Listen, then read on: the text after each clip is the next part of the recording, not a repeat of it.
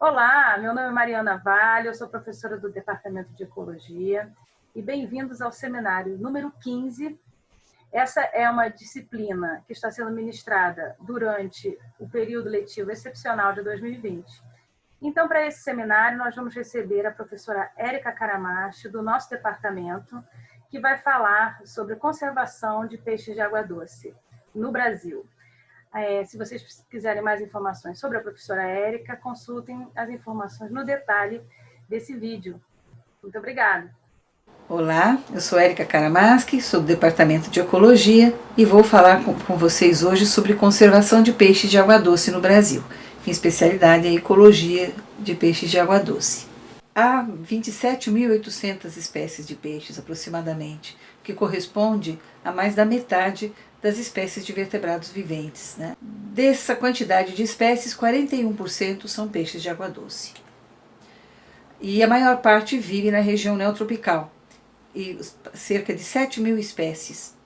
E a região neotropical, como vocês sabem, ocupa a América do Sul e a América Central.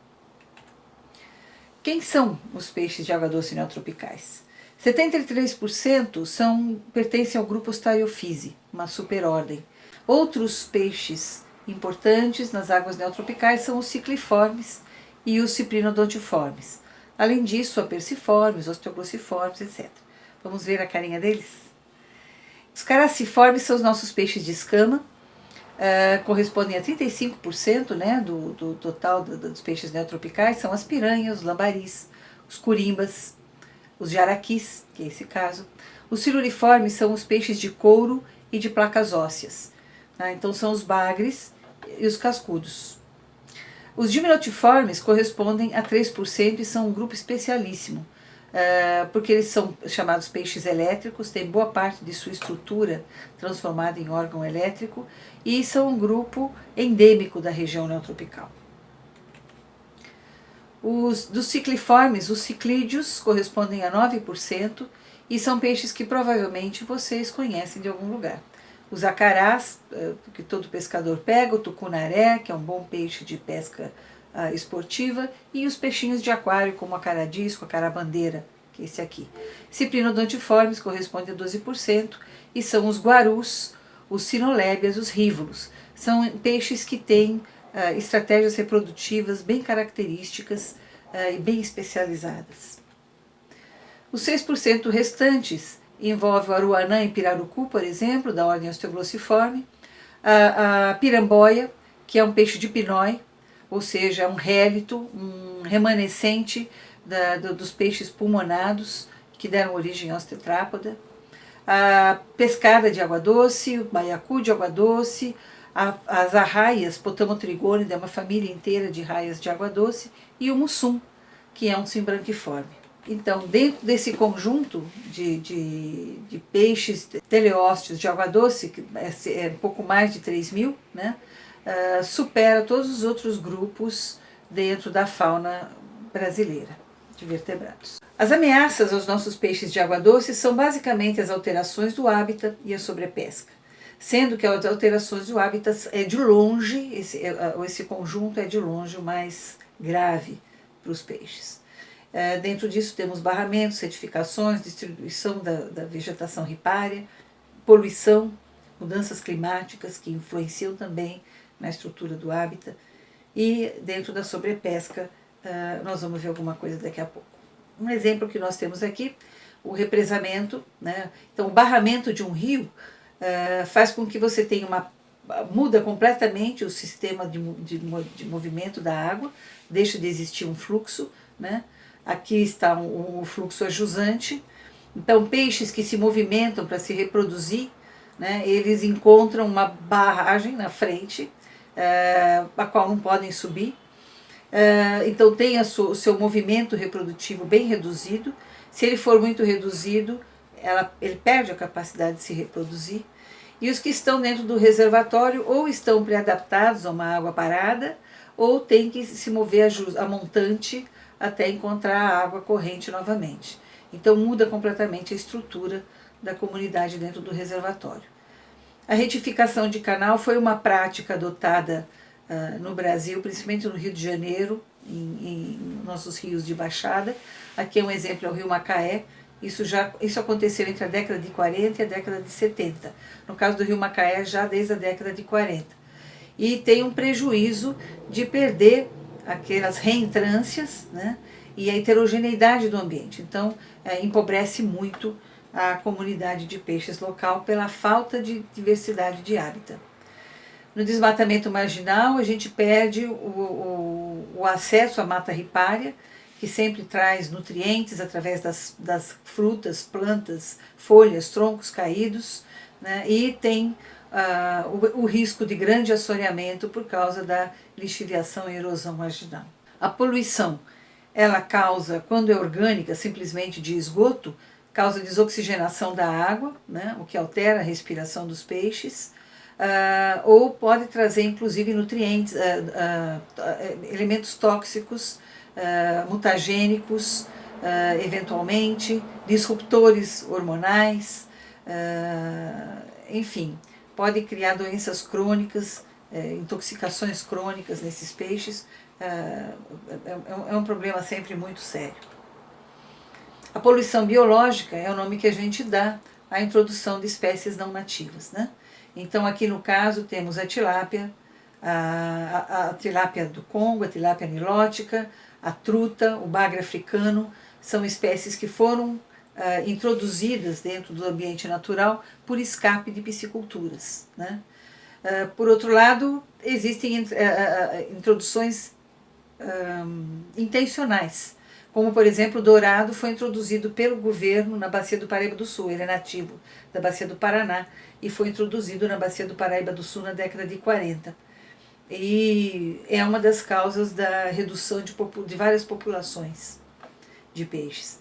O tucunaré, justamente por ser um peixe bom de briga, bom na pesca amadora, foi trazido por pescadores da pesca amadora para vários, ele é amazônico, e foi trazido para vários rios do Sudeste e do Sul, né? Atualmente, inclusive, ele está no Pantanal e isso é um grande problema, porque é uma espécie, um predador de topo e, portanto, ou ele compete com os outros piscívoros ou ele preda boa parte dos piscívoros intermediários. A sobrepesca é um problema sério, mas principalmente para o próprio ser humano. A gente tem reduções de populações pescadas, né? Mas ocorre primeiro, na verdade, a extinção comercial da espécie. Aqui o caso é o pirarucu, foi uma espécie muito prejudicada pela pesca, mas com trabalhos feitos pelo Instituto Mamirauá, de estimativa de população, de treinamento e manejo. Atualmente os lagos amazônicos, eles têm uma autogestão na pesca do pirarucu.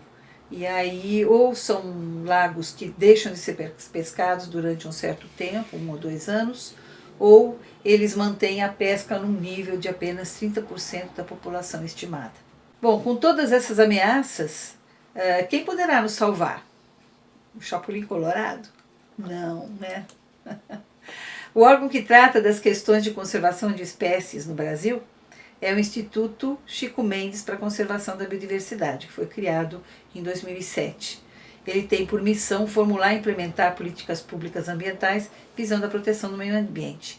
E as suas ações é criar e gerir unidades de conservação, editar o livro vermelho das espécies ameaçadas e criar e implementar os planos de ação nacional. Para os peixes de água doce, as unidades de conservação são um sonho impossível quase. Não há unidades de conservação criadas visando sua proteção. Principalmente porque, em geral, os peixes ocupam uma determinada bacia e planejar uma unidade de conservação envolvendo toda uma bacia hidrográfica é bastante complicado. Eventualmente, trechos de rios estão contidos em unidades de conservação, mas não se tem notícia em que um rio seja integralmente protegido por unidade de conservação. Pleiteia-se sim que alguns trechos de rio sejam protegidos quando eles são, como no caso do Rio Santo Antônio, da bacia do Rio Doce, o último reduto de uma espécie endêmica. Aqui no caso, o andirá. E se pretende que se torne um parque estadual. Bom, a UICN, a União Internacional para a Conservação da Natureza, então é uma entidade internacional que dita as categorias e critérios para avaliar o risco de extinção de espécies no mundo todo, né? A pergunta que essas categorias e critérios querem responder é: qual a probabilidade de uma espécie tornar-se extinta em um futuro próximo, com base no conhecimento atual das tendências populacionais, da distribuição e das ameaças recentes, atuais ou projetadas. Bom, para responder essas perguntas foi criada uma metodologia para produzir os livros vermelhos de espécies ameaçadas de extinção em todo o mundo. O livro das espécies de peixe de água doce foi publicado em 2018 e envolveu a avaliação individual das 3.148 espécies analisadas por 170 especialistas em 11 oficinas. A UICN estabelece 9 categorias de ameaça.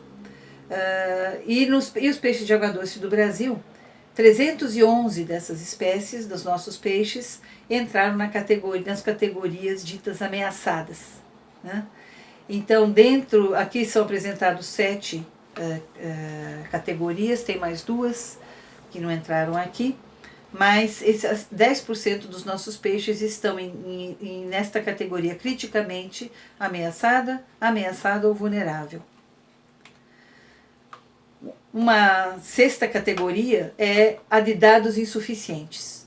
Procura-se biólogos para trabalhar com dados básicos de peixes, porque muitos pesquisadores não conseguiam responder sobre várias das nossas espécies os dados de ecologia, biologia e status de conservação. Eu escolhi para falar com vocês este artigo publicado pelo Ricardo Correia Castro e Carla Polaz, que trata dos peixes pequenos.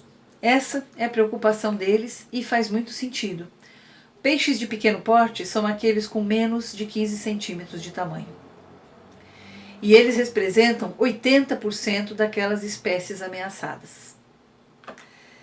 Eles verificaram também que dentro daquelas categorias criticamente ameaçado e vulnerável, né, os peixes representam, no caso das 100 espécies que entram como criticamente ameaçadas, 90 mais ou menos são dos peixes de pequeno porte. Das ameaçadas, 83%. Das vulneráveis, cerca de 80%. Então, de fato, essas espécies de pequeno porte são as que estão em pior situação. Quais são os ambientes que eles ocupam? Nas poças temporárias, as 100 espécies são de pequeno porte. Nos riachos, das 90 espécies que ocupam esse tipo de ambiente, 85 são peixes de pequeno porte. A mesma coisa com as cavernas, né? E sendo que mesmo em rios de grande porte, consideravelmente, quase 50 das 100 espécies são de pequeno porte. O que é um ambiente de poça temporária? É este ambiente, e este peixinho bonito é uma espécie de sinolébias, não passa de 3,5 centímetros, né? Então esse é um dos ambientes mais ameaçados do Brasil. Os riachos também, aqui este é um riacho de Mata Atlântica característico, e este peixinho, Mimagoniates, faz parte, também não passa de 3,5 centímetros, e também faz parte deste tipo de ambiente e é fortemente ameaçado quando esse ambiente é degradado. Quando se consideram os biomas, esses autores verificaram que a floresta atlântica é a que contém maior número de espécies ameaçadas, cerca de 110, né? E dessas, em torno de 80 são espécies de pequeno porte. O segundo bioma mais ameaçado é o Cerrado, com mais espécies ameaçadas, né? É o Cerrado, com cerca de 70, e dessas, 68 são espécies de pequeno porte.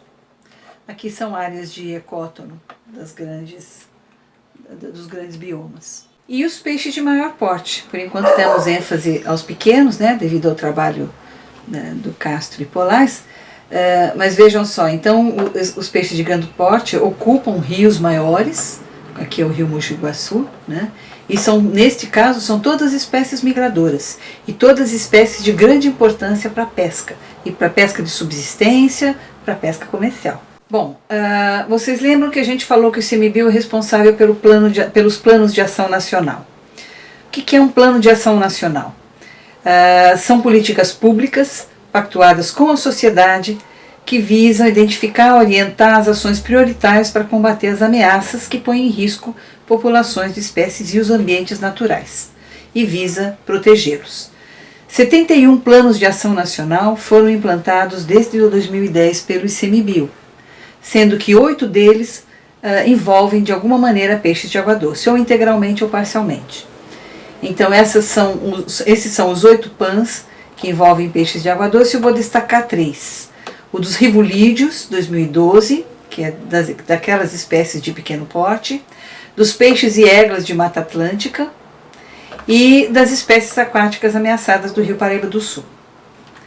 Dos rivolídeos, obviamente, são aqueles ambientes temporários muito ameaçados pela especulação imobiliária, porque são brejos que são simplesmente aterrados e aí essas espécies desaparecem, em geral são endêmicas. Então foi feito um PAN dos rivolídeos em 2012, e o primeiro produto deles foi o mapeamento então dessas populações. Então isso é um produto do PAN, uma coisa que não existia disponível.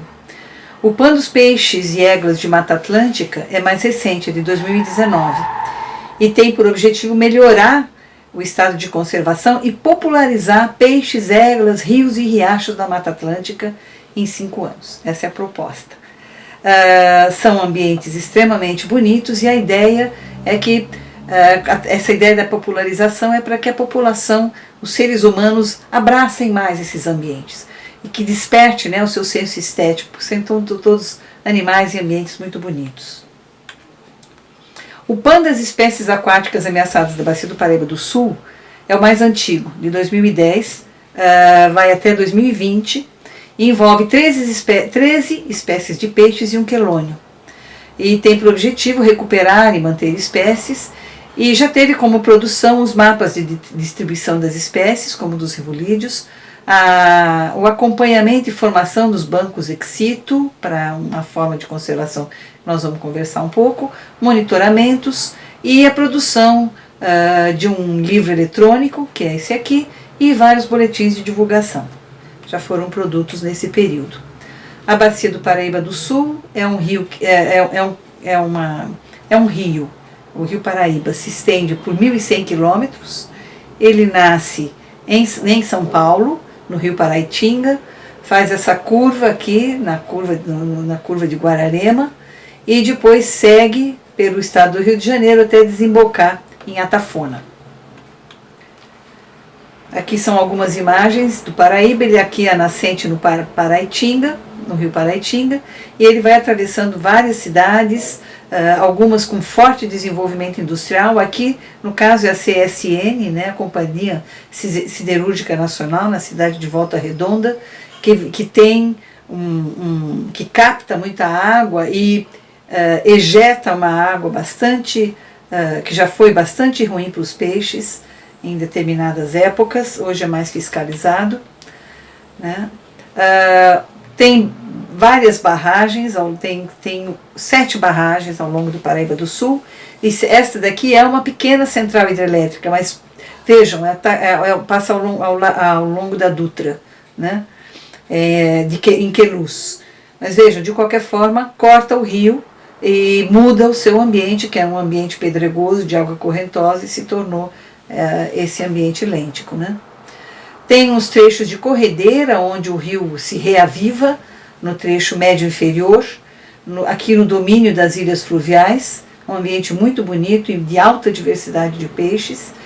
Mais adiante temos São Fidélis, onde há uma colônia de pesca de subsistência e comercial, e depois ele desce pela planície até a desembocadura, já com águas mais lentas e fundo arenoso. Os problemas do Paraíba do Sul são a poluição doméstica e industrial. Ocorreram acidentes por vazamento ou ruptura de barragens de rejeito extremamente graves, com enorme mortandade de peixes. que só foi possível o repovoamento do Paraíba por causa dos seus grandes afluentes, né, onde agora estão se planejando barragens. Então, quando ocorrerem novos acidentes, se o Paraíba morrer, não vai ter quem o recolonize.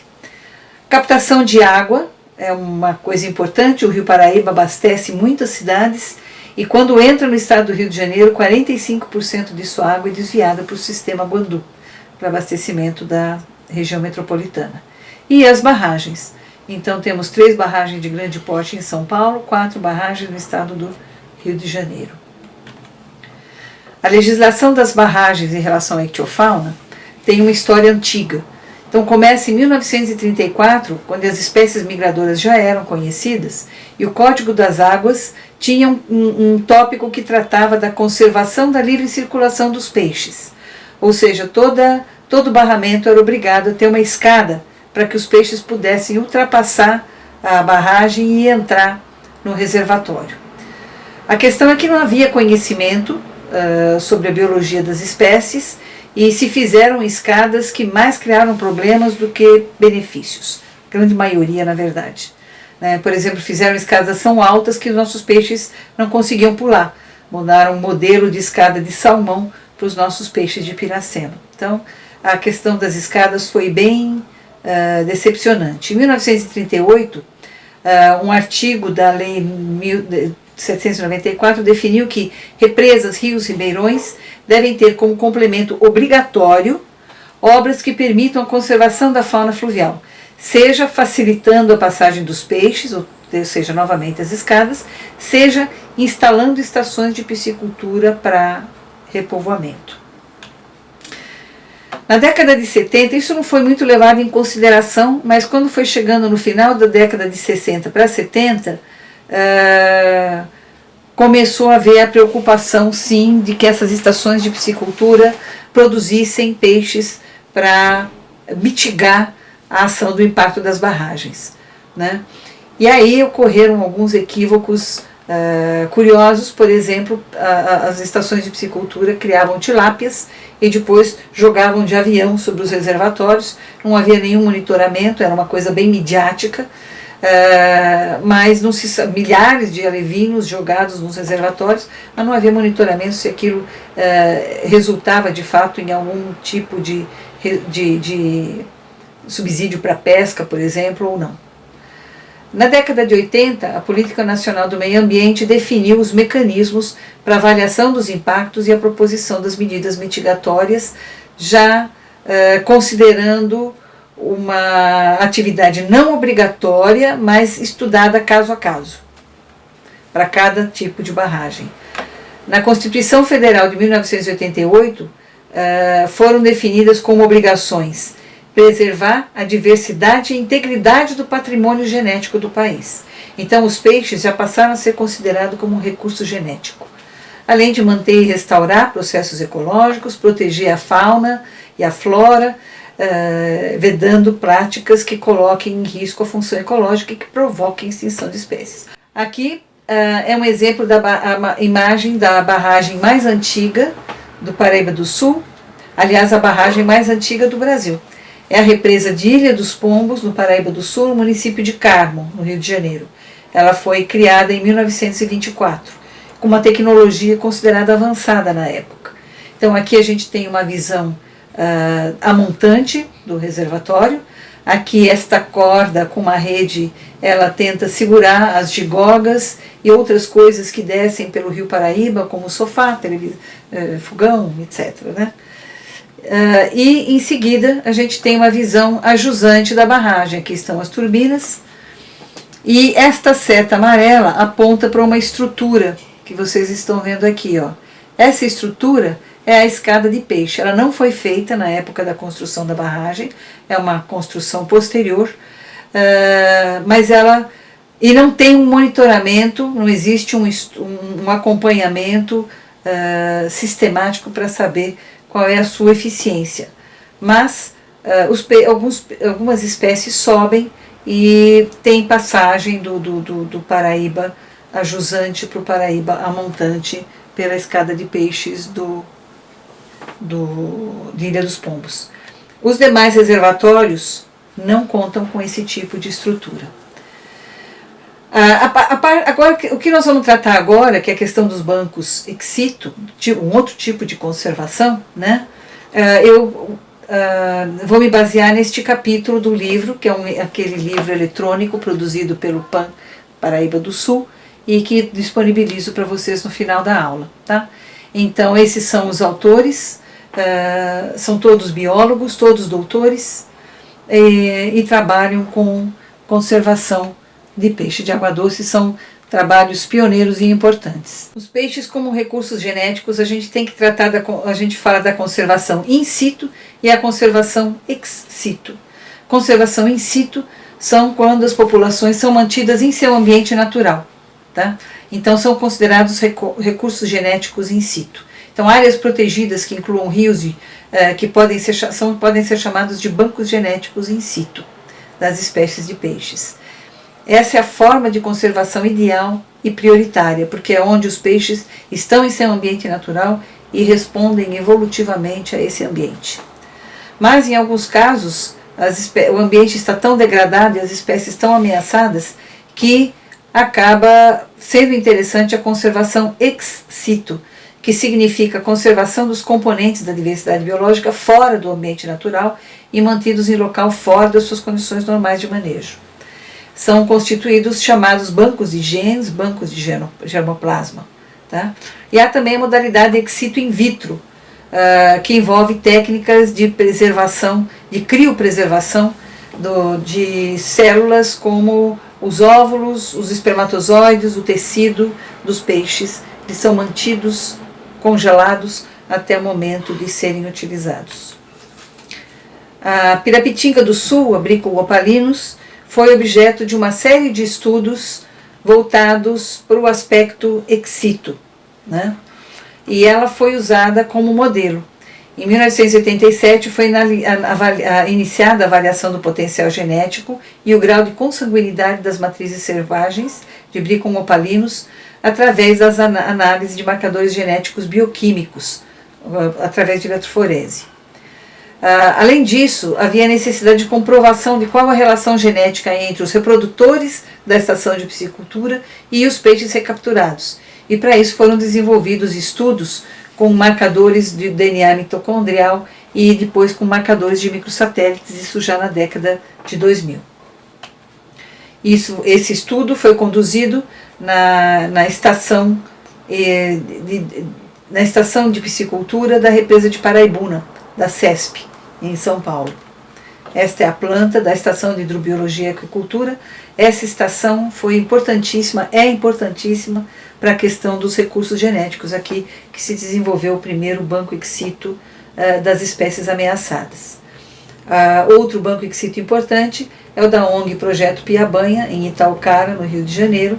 Aqui estão os tanques onde são mantidas as matrizes, são feitas as desovas induzidas e as matrizes são trocadas com a paraibuna que fica no trecho superior da bacia para manter variabilidade genética. Mas essa variabilidade ela é toda controlada através de planilhas e de marcação de cada peixe solto. O objeto principal do projeto Piabanha é a piabanha, o Brico insignis. Então aqui a gente vê o peixe, aqui são os embriões e aqui as crianças do projeto de educação ambiental já se preparando para liberar os peixinhos na natureza. Outra espécie envolvida também é o Prochilodus vimboides. Aqui vocês veem o pesquisador está instruindo o esperma de um macho maduro sobre os óvulos que já estão aqui na bacia, eles são misturados e a partir daí a gente tem o desenvolvimento das larvas. Uma consequência importante desse tipo de trabalho é que se disponibiliza para as instituições de pesquisa os estágios iniciais de desenvolvimento de cada espécie, coisa que seria impossível de obter na natureza.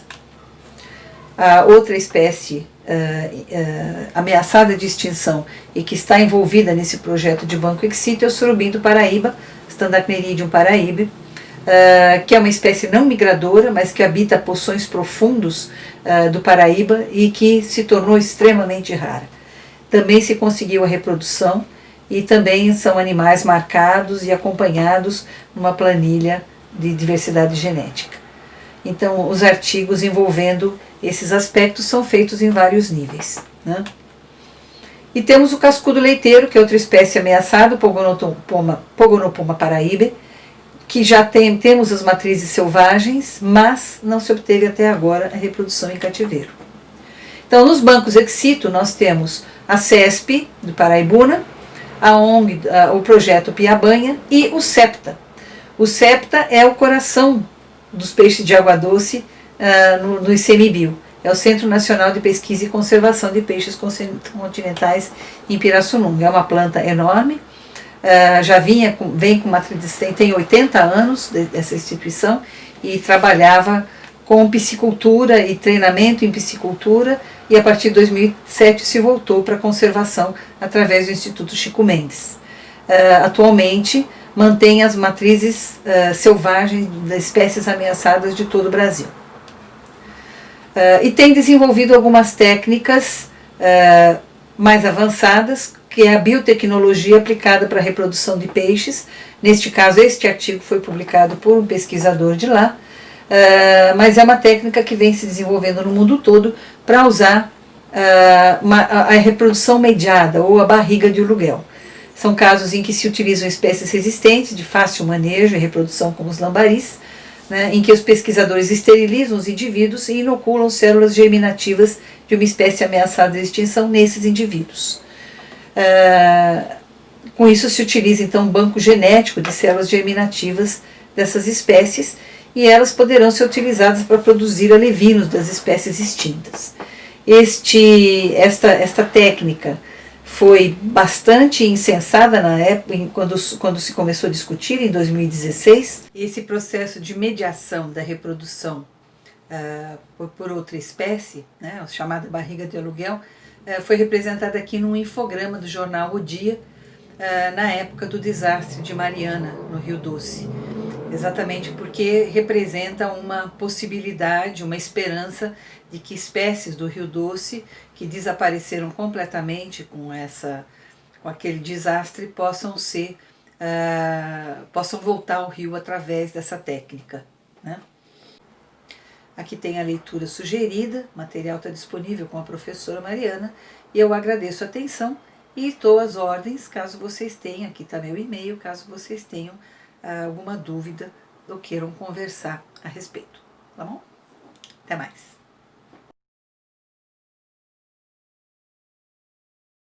Muito obrigada, professora Érica. Lembrando a vocês que aqueles alunos que estão matriculados na disciplina poderão encontrar materiais adicionais e uma atividade associada com esse seminário. Se você gostou do seminário, não esqueça de dar o seu like. Muito obrigada.